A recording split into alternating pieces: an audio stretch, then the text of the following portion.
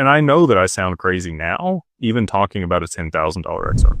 People are like, get out of here, dude. Like 10 to 13 bucks is the top on this cycle. Just stop talking about these crazy numbers. But in reality, if you look at the global macroeconomics and you look at the value proposition for the network itself, I'm highly confident that it will achieve those numbers. And it is because, if you looked at the market cap at that point, it would seem incomprehensible to most people to have quadrillions or septillions of dollars on chain. How? Right. But the difference here is stocks are all available to be traded. All those units are available to be traded at all times. So that demand, whatever it is on the stock and whatever it's priced at, is a correlation to the total outstanding shares versus what it's trading at. These cryptocurrencies can be held away, right? And so that you've already seen some of this with Bitcoin.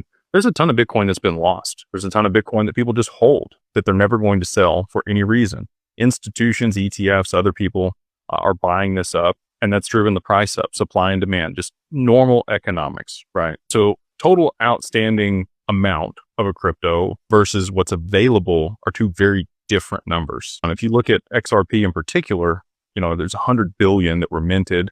There's less than that now because a little bit's burnt every single day. It'll last, close to 50,000 years at the current burn rate, which people are like, oh, it's all going to get burned up. Not anytime soon.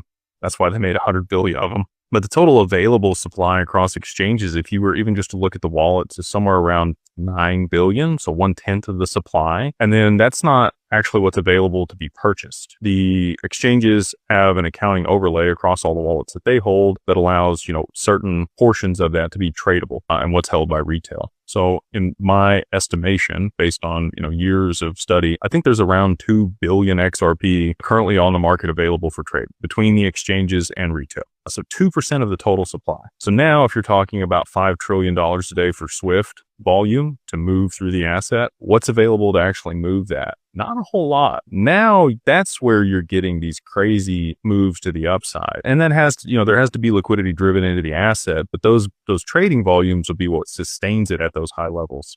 And so I think that that's the paradigm that a lot of people have a hard time getting over, is the actual utility of these networks hasn't even occurred yet. All of this is speculative, but they need to be, again, like I mentioned earlier, once they drive the liquidity into these networks and issue stable coins and there's volume, then they'll be able to use it in the capacity that a lot of the people that are invested here are hopeful for. That's how I think we can get to these crazy high valuations, is again, just traditional supply and demand, but a much smaller supply than people think is what's available. And then I think that demand for these assets, when there actually is utility, will be astronomical.